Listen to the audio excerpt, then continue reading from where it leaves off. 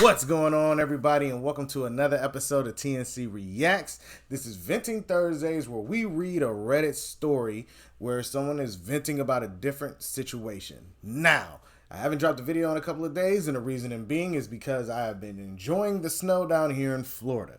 Now, been here 18 years, never seen it once, seen a couple frost freezes, stuff like that, but to actually see it snow, I was a big kid in Wonderland.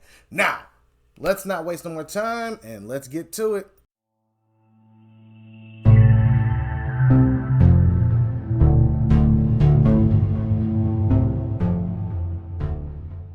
So, what the F are these companies going to do when we all just can't afford anything anymore? They just keep jacking up the prices of ish and laying people off work. Not hiring people, not paying OT, not increasing wages. One day nobody is going to be able to afford anything. And we are the ones putting money in these MFers' pockets. What the F are they going to do when they are the only ones who have all the money? What is the point? Somebody let me know. Okay. So I had a struggle reading that because punctuation matters at times. You know what I mean? But what I will say is this. It's the consumer's fault. As long as we keep buying their stuff, they'll do whatever they feel is necessary. And don't get me wrong, I understand aspects of inflation, but the markup that they've been doing recently is outlandish.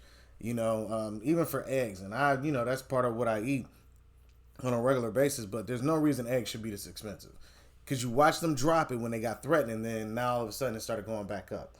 And as time keeps progressing, you'll see that new TVs come out, people go and buy them.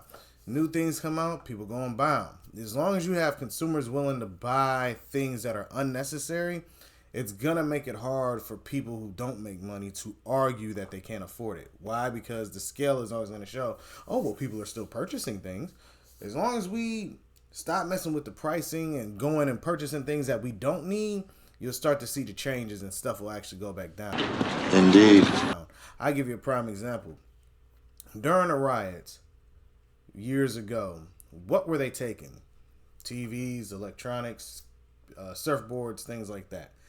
Now, if those rioters were taking food, going in them stores and stealing food because they ain't got no food or they don't have food, if they were doing that, things would have been looked at differently. It would have been very hard for the government and, companies to try to say, it's not the food.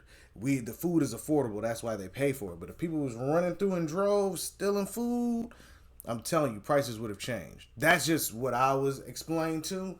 And I find it to be realistic because they kept raising the price for food, but you never see anybody go in there and really try to wild out when it comes to food.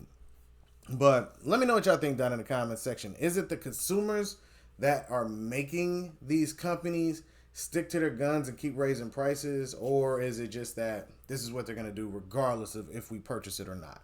But let me know what y'all think down in the comment section and be on the lookout for more videos. All right, everybody. Peace.